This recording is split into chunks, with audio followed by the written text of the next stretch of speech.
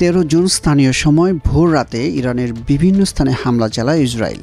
এই হামলায় Islamic revolutionary guard কোরের প্রধান মেজর জেনারেল হোসেন সালামি এবং 2 জন পরমাণু বিজ্ঞানী সহ কয়েকজন নিহত হয়েছেন। এই হামলার জবাবে পাল্টা হামলার ঘোষণা দিয়েছে ইরান। ইরানের সর্বোচ্চ ধর্মীয় নেতা আয়াতুল্লাহ আলী খামেনি হুঁশিয়ারি দিয়ে বলেছেন, ইসরায়েল যেন গুরুতর শাস্তির জন্য প্রস্তুত থাকে। ইসরায়েল অবশ্যই এই হামলার ফলভোগ করবে।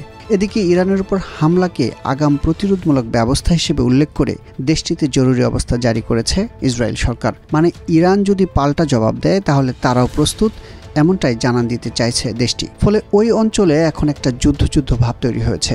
এর মধ্যেই প্রশ্ন উঠেছে, ইরানকে আদৌ ইসরায়েলে হামলা চালাবে, কিংবা সেই সক্ষমতা ইরানের কতটুকু আছে? সামরিক শক্তির বিচারে কারা এগিয়ে, ইরান নাকি ইসরায়েল? ইরান আয়তনের দিক থেকে ইসরায়েলের চেয়ে 100 গুণ বড়। পারস্য উপসাগরে এই দেশটিতে রয়েছে তেল গ্যাসের বিশাল ভাণ্ডার। সামরিক সক্ষমতায় কোন দেশ কোন অবস্থানে রয়েছে তার পরিসংখ্যান তুলে ধরে গ্লোবাল ফায়ার পাওয়ার ওয়েবসাইট। তারা বলছে ইরানের মোট সেনা সদস্য 9,60,000, আর ইসরায়েলে মোট সেনা সদস্যের সংখ্যা 6,35,000। তবে ইরানের ট্যাঙ্ক বেশি থাকলেও যুদ্ধ বিমানের সংখ্যা ইসরায়েলের চেয়ে কম।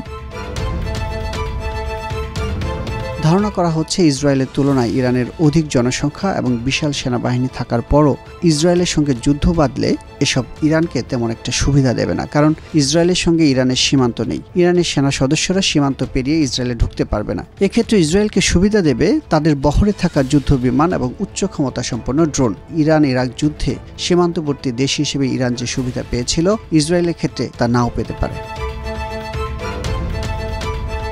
ফায়ার পাওয়ার সূচকে 145টি দেশের মধ্যে ইরানের অবস্থান 14তম আর ইসরায়েলের অবস্থান 17তম। ওয়েবসাইটটি দেওয়া তথ্য অনুযায়ী ইরানের নিয়মিত সেনা 6,10,000 আর ইসরায়েলের নিয়মিত সেনা রয়েছে 1,70,000। যুদ্ধ বিমানের সংখ্যার দিক দিয়ে ইরানের চেয়ে দ্বিগুণ এগিয়ে ইসরায়েল। ইরানের যুদ্ধ বিমান রয়েছে 116টি আর ইসরায়েলের আছে 241টি। আধুনিক সময়কালে যুদ্ধগুলোতে ট্যাঙ্ক গুরুত্বপূর্ণ। এক্ষেত্রে ইসরায়েলের চেয়ে খানিকটা এগিয়ে থাকবে ইরান। ইরানের ট্যাঙ্ক সংখ্যা 1,996টি আর ইসরায়েলের ট্যাঙ্ক আছে 1,370টি। এই দুই দেশেই রয়েছে শক্তিশালী আকাশ প্রতিরক্ষা ব্যবস্থা। বিশেষ করে ইসরায়েলে আয়রন ডোম আকাশ প্রতিরক্ষা ব্যবস্থার সাফল্য ঈর্ষণীয়। এছাড়া দেশ দুটিতে রয়েছে বিভিন্ন পালার ক্ষেপণাস্ত্র ও হামলার কাজে ব্যবহার করা যায় এমন বহু ড্রোন। ইসরায়েলের কাছে পারমাণবিক বোমা থাকলেও এটা নিয়ে প্রকাশ্যে কিছু বলে না দেশটি। আর ইরান যে পারমাণবিক বোমা বানাচ্ছে এটা এখন ওপেন সিক্রেট, যদিও এই বিষয়ে গ্লোবাল ফায়ার পাওয়ারে কোনো তথ্য নেই।